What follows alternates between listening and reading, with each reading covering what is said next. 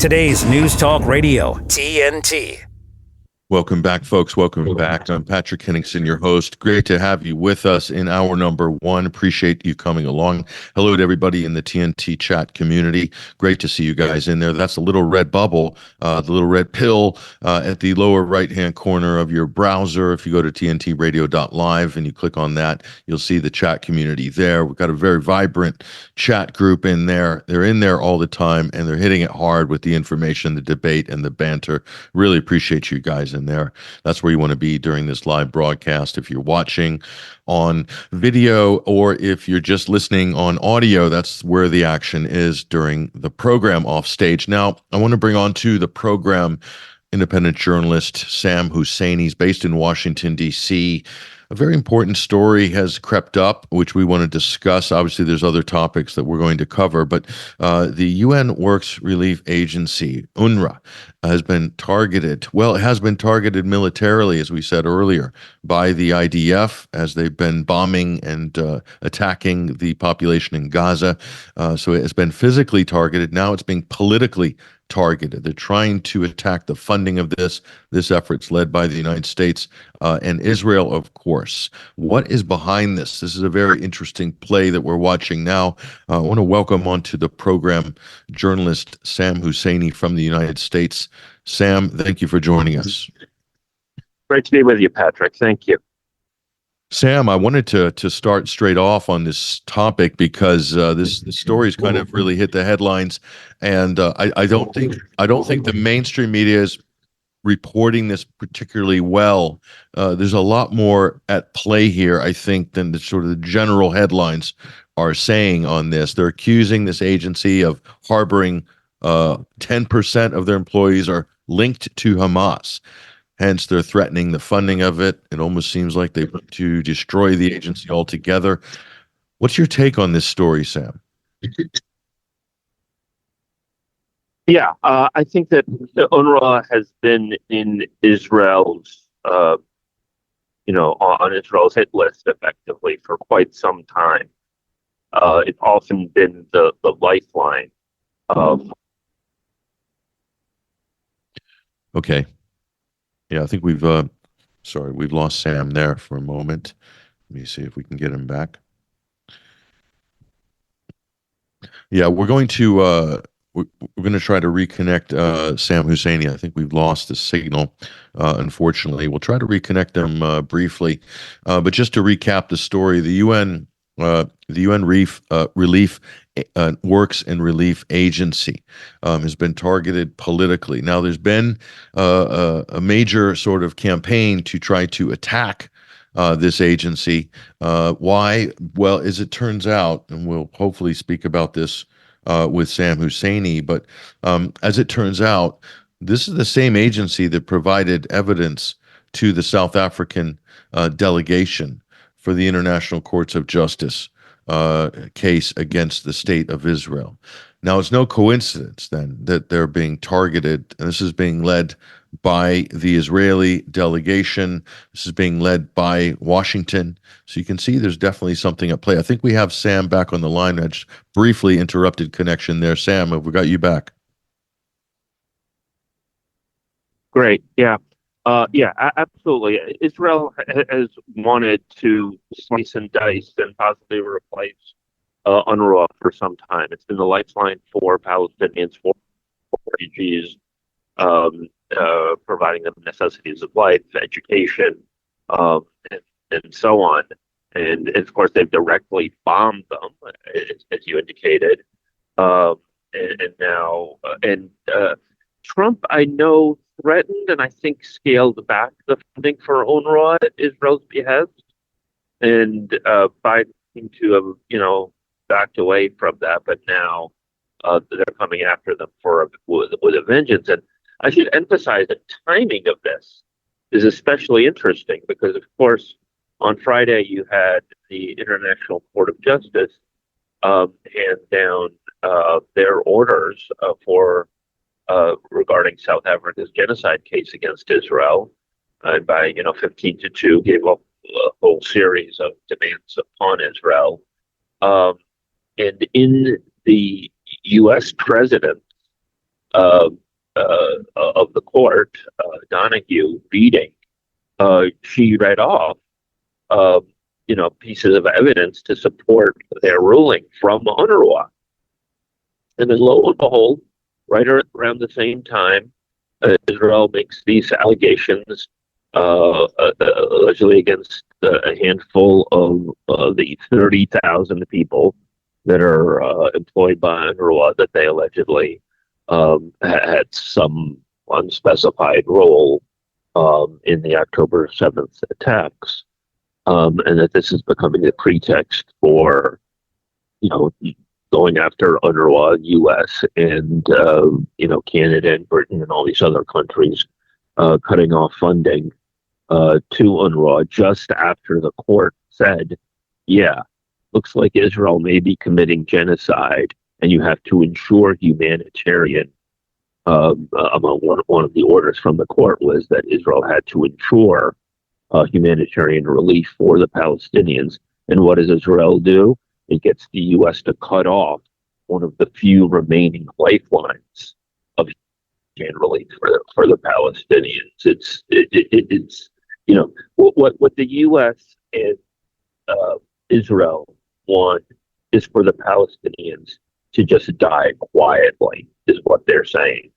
Because if you UNRWA, provide, statements to the International Court of Justice to attack Israel, where we're effectively going to retaliate against that, just die quietly rather than, putting up a fight here, and then we're going to effectively starve you faster.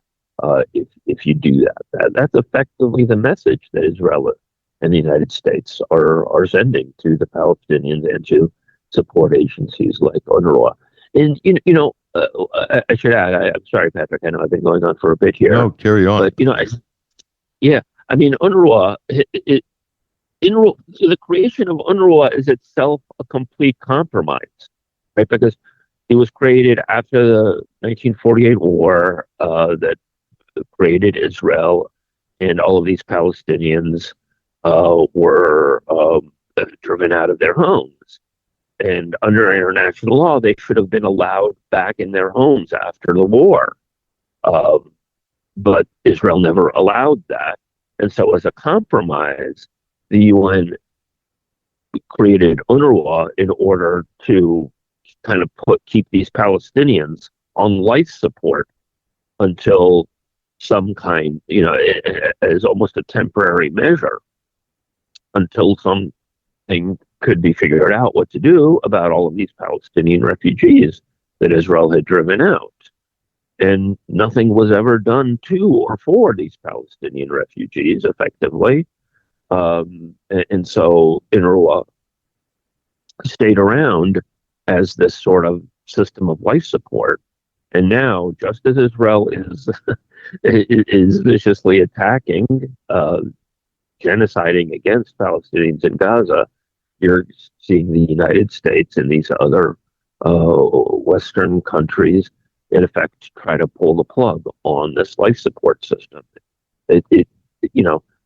People who say that the U.S. and Israel don't know what they're doing, I think don't know what they're saying.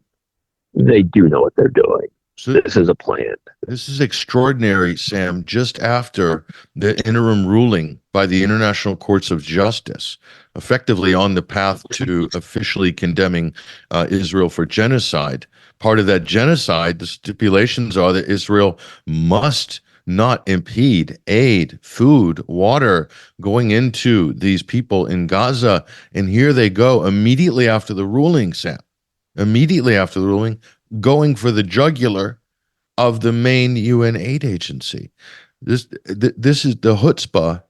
It is unbelievable. Am I reading this wrong? No, that's absolutely the correct reading. It's very difficult for me to believe that Israel just got hold of this alleged evidence with regards to the allegations against these UNRWA employees. They released this at a time and place of their choosing, and it's a retaliation against, effectively, against the court, against UNRWA, against international law, and against the prospect of humanitarian relief for the Palestinians. I mean, it's effectively kind of among other things, a kind of psychological warfare. If the Palestinian spirits were lifted by the ICJ's ruling, Israel wants to keep them in check by saying, no, we're going to hit you harder in a different sort of way, in order to keep you in check and show you who's boss. That's effectively what Israel is doing to the Palestinians in very real human terms in Gaza.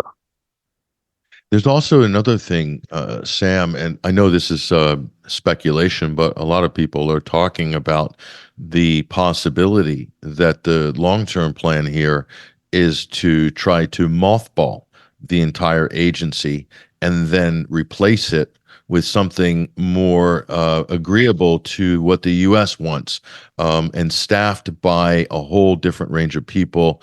Who knows what that would entail? But, UNRWA on the ground is mostly local Gazans. So is this a case of, the U.S., Israel would rather have other people in charge on the ground in there? Like, for instance, people from the U.S., people from Europe? Go ahead. Quite possibly. I mean, I suspect that Israel and the U.S., have several layers of goals. I mean, their ultimate goal is to drive out the Palestinians from the Gaza Strip so that Israel can take it over. They may feel like they may or may not be able to do that at this time, at this stage, and so a half step to that is to effectively destroy UNRWA and keep the Palestinians on harsher leash with some other entity providing relief that won't, have any meaningful signs of empathy towards the Palestinians, and that'll, in effect, be a more brutal mechanism that'll be, providing education, relief, food, and so on. So I can well see that would be an intermediate step, a goal by the U.S. and Israel to replace it with something else. And the other thing people aren't aware of, Sam, I'm sure you're familiar with, some of the conditions on the ground there, because there's, it lacks a functioning economy on certain levels. One of the biggest, if not the largest employer in Gaza are foreign NGOs. This is how sort of, economically eviscerated the area has been because of the blockade, because of occupation. So people rely on these NGOs and UN affiliate agencies for employment, for subsistence. And that's a reality as well. So in effect, they're also potentially taking jobs away, what few jobs there are in Gaza. What can you say about that side of things? Yeah, no, that's absolutely true. As I said, you have some 30,000 employees of UNRWA. I think that includes not just Gaza, but also the West Bank. And UNRWA probably still has functioning operations among Palestinian refugees in Lebanon, possibly even in Jordan still. I'm not sure. I mean, my dad, just, footnote here, when he was a refugee from 1948, he would tell me later on in his life that he doesn't know what would happen to him if there wasn't UNRWA. It was a critical lifeline in the aftermath of the 1948 war for him and hundreds of thousands of other Palestinians who were driven from their homes and had no means of support in the aftermath of Israel driving out the Palestinians then. So that they're unplugging it now at this critical stage, and as you say, it's a major employer as well.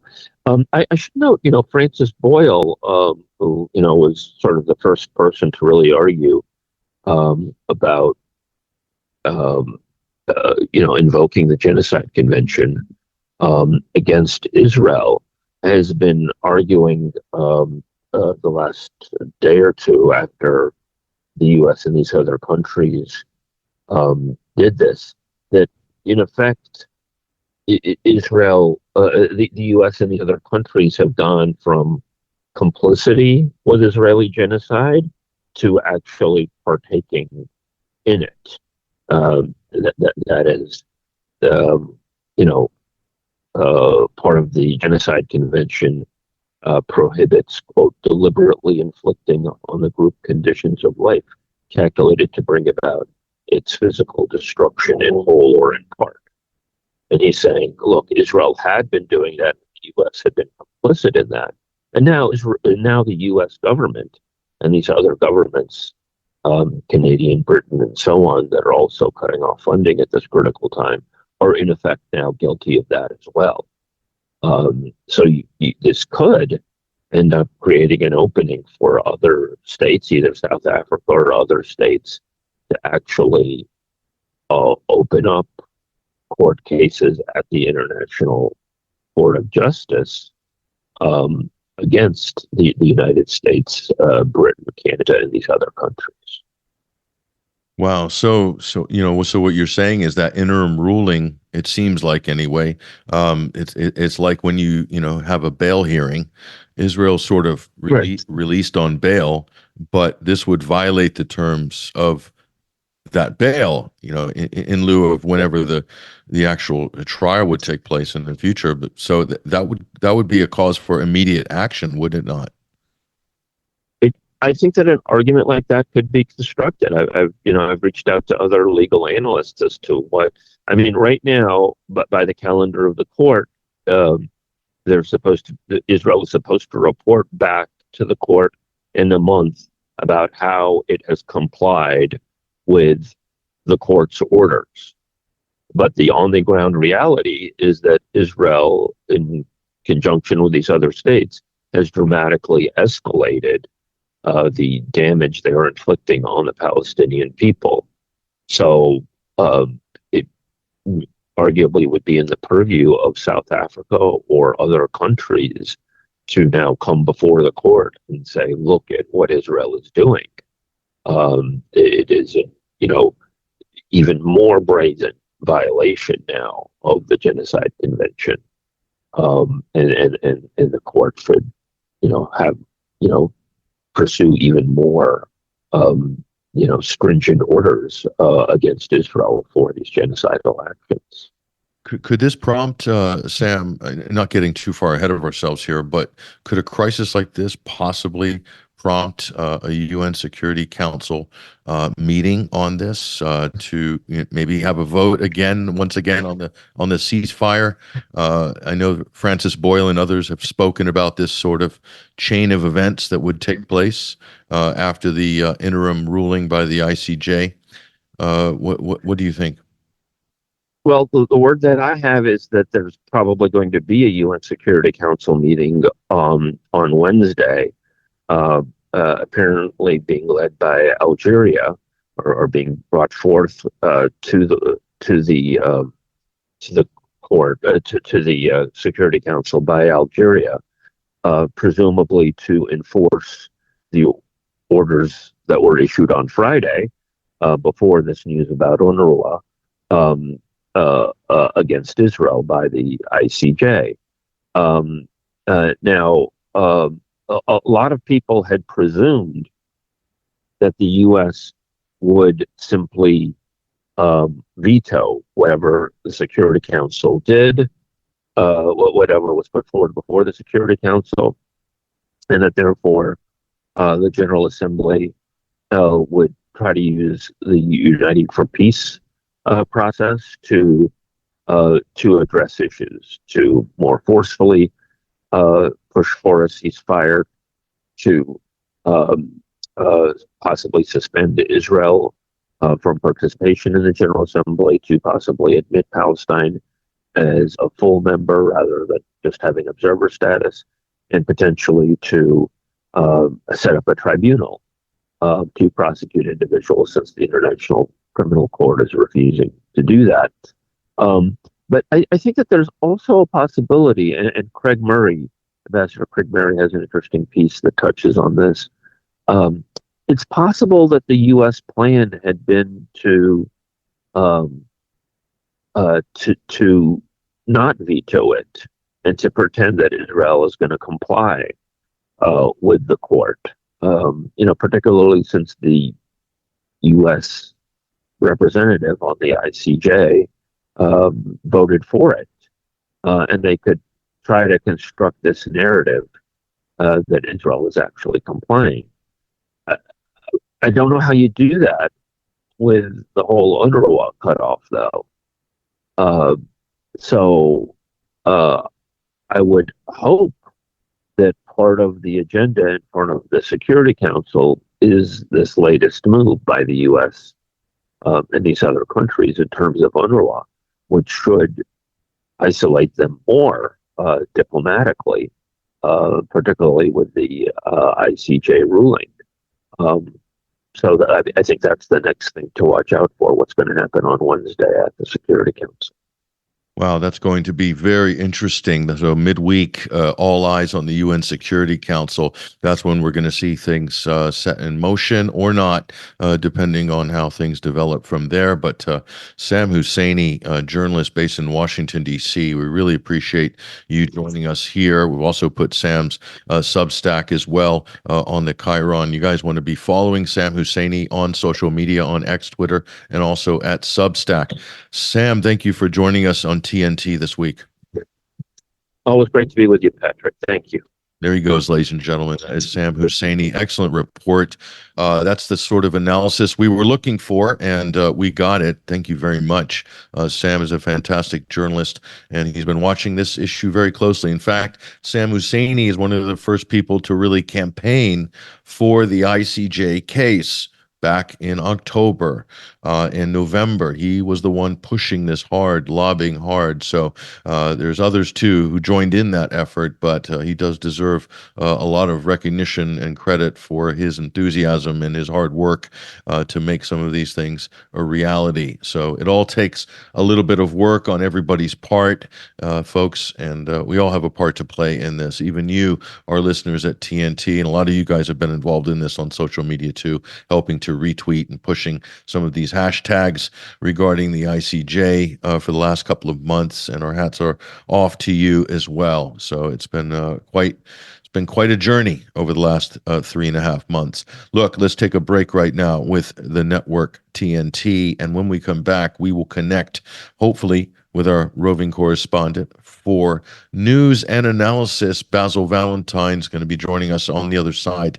I'm Patrick Henningsen, your host. Stay right there.